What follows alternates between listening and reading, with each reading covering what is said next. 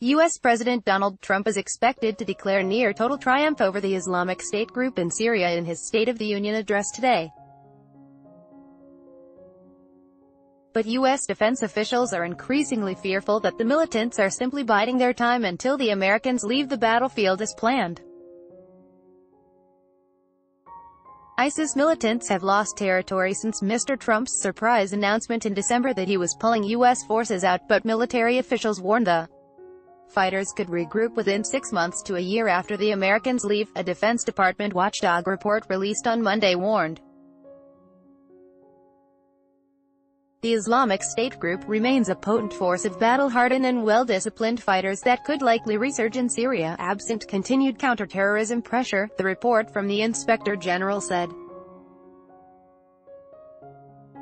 The top commander of U.S. forces in the Middle East, Gen. Joseph Vittel, told a Senate committee on Tuesday that of the 55,000 square kilometers of territory that is once held, it now controls less than 31 square kilometers. It is important to understand that even though this territory has been reclaimed, the fight against ISIS and violent extremists is not over and our mission has not changed, Gen. Vittel, commander of U.S. Central Command, told the Senate Armed Services Committee. Gen. Vittel said there are now between 1,000 and 1,500 IS fighters in the small area they still control in the southern part of the Euphrates River Valley near the Iraqi border. Remainder, he said, have dispersed and gone to ground, suggesting they retain the potential to return. Mr. Trump's decision to leave Syria, which he initially said would be rapid but later slowed down, shocked U.S. allies, led to the resignations of Defense Secretary Jim Mattis and the top envoy to the anti-IS coalition, Brett McGurk.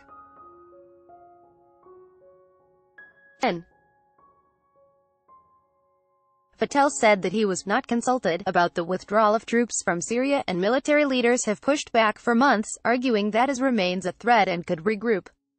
U.S. policy has been to keep troops in place until the extremists are eradicated. But Mr. Trump said in the weekend interview that the caliphate is almost knocked out. We're at 99% right now, we'll be at 100, he said on CBS, Face the Nation. It comes as the British government announced that photojournalist John Cantley might still be alive more than 6 years after his abduction in northwestern Syria. Britain's Security Minister Ben Wallace told journalists on Tuesday that officials think Mr. Cantley is being held by Islamic State operatives, but he did not reveal what intelligence information supported the government's belief that Cantley still is alive. Cantley was kidnapped by the Islamic State group in November 2012 along with American journalist James Foley, who was eventually beheaded by the extremists. Before he was taken hostage, Cantley worked for several top British publications, but Wallace said the British government's policy is not to pay ransoms for hostages.